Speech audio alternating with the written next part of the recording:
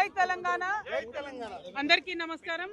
ఇవాళ తెలంగాణ జాగృతి జనం బాటలో భాగంగా కొత్తగూడెం జిల్లాకు రావడం జరిగింది. కొత్తగూడెం జిల్లాలో మరి అనేకమైన సమస్యలు ఉన్నాయి. ఒకటెనక ఒకటి ఇవాళ రేపు 2 రోజుల్లో సమస్యాత్మకమైనటువంటి ప్రదేశాలను పరిశీలించడంతో పాటు ఎవరెవరైతే బాధితులు ఉన్నారో వారితో మాట్లాడడంతో పాటు ఓవరాల్గా కొత్తగూడెం జిల్లా అభివృద్ధి మరి ఎక్కడ ఉండే ఎక్కడికి వచ్చింది ఇంకా ఏం చేయాలనే అన్ని అంశాల మీద మేము కూలంకుషంగా ఈ 2 రోజులు పర్యటన చేయబోతా ఉన్నాము. దాంతోపాటు మీ అందరికీ తెలిసిందే ఇవాళ తెలంగాణ రాష్ట్రం వచ్చింది. మరి తెలంగాణ రాష్ట్రంలో ప్రజాస్వామ్యం పరిడవిల్లాలని అనుకున్నాం. కానీ నిన్న స్పీకర్ గారు ఇచ్చినటువంటి తీర్పు ఏదైతే ఉందో అది చాలా దారుణంగా ఉంది. ప్రతి ఒక్కరికి తెలుసు ఆ ఎమ్మెల్యేలు మరి బీఆర్ఎస్ పార్టీని విడిచిపెట్టి కాంగ్రెస్ పార్టీకి వెళ్ళారని. అయినా సరే స్పీకర్ గారు ఎటువంటి ఆధారాలు లేవని చెప్పడం అంటే నిజంగా కూడా చాలా దారుణం. రాజ్యాంగాన్ని అపహాస్యం చేయడమే నేను బలంగా నమ్ముతున్నా. ఏ పార్టీలోంచి ఏ పార్టీలోకి వెళ్ళారన్నది కాదు. పార్టీలు మారినప్పుడు నైతికతను ప్రదర్శించాలి, రాజీనామాలు చేయాలి. నేను బీఆర్ఎస్ పార్టీ నుంచి నన్ను సస్పెండ్ చేసిన తర్వాత నేను రాజీనామా చేశాను. ఇంకా కాంగ్రెస్ పార్టీ అదేవిధంగా చైర్మన్ గారు యాక్సెప్ట్ చేయలేదు. కానీ నేను రాజీనామా చేశాను. ఎందుకంటే ఒక పార్టీ నుంచి వచ్చినటువంటి ఒక పదవి ఆ పార్టీ మారితే కనీసం ఆ పదవి వదిలిపెట్టే అంత నియత అనేటటువంటిది ప్రతి ఒక్కరికి ఉండాలి. అట్లా కాకుండా స్పీకర్ గారే వారికి వత్తాసు పాడడం, మరి ఎమ్మెల్యేలందరినీ కాంగ్రెస్ పార్టీ రక్షించడం అంటే చాలా అన్యాయం. ఇట్లా ఒక్కొక్కటి వ్యవస్థలను దెబ్బతీసుకుంటూ పోతే ఫ్యూచర్లో పిల్లలకి ఎటువంటి ప్రజాస్వామ్యక విలువలు లేకుండా ఉండేటటువంటి రాష్ట్రం తయారవుతుంది.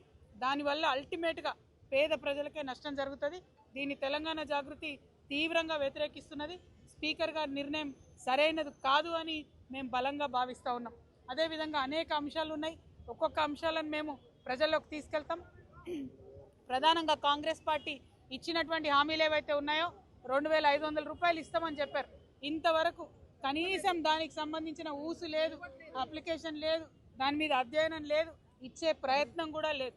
అదేవిధంగా పెన్షన్లు పెంచుతామన్నారు. 2000 నుండి 4000 చేస్తామన్నారు. కనీసం ₹1 కూడా పెంచలేదు. మేము డిమాండ్ చేస్తున్నాం, వెంటనే మీరు పెన్షన్లు పెంచాలి. ఎన్నికలు ఉన్నప్పుడు ఏదో రైతు బంధు చేసి ఓట్లు తీసుకుంటామంటే కాదు. పంచాయతీ ఎన్నికలు అయిపోయినాయి. ఇక మా ఆడబిడ్డలు మీ ఎంట పడతాం. ఖచ్చితంగా 2500 రూపాయలు ఇవ్వాలి. ఖచ్చితంగా పెన్షన్లు పెంచాలి. 18 సంవత్సరాలు దాటిన ప్రతి ఒక్కరికి కూడా మీరు బతుకమ్మ చీర ఇచ్చేది ఉండే, ఇవ్వలేదు. గ్రూపులలో ఉన్న మహిళలకు మాత్రమే చీరలు ఇస్తామని చెప్పారు. ఇది చాలా అన్యాయం. మరి గ్రూపులలో లేని మహిళల ఓట్లు వద్దా అని కూడా మేము మిమ్మల్ని అడుగుతా ఉన్నాం. ఈ అంశాలన్నీ దయచేసి కాంగ్రెస్ పార్టీ ఆలోచన చేసుకోవాలి.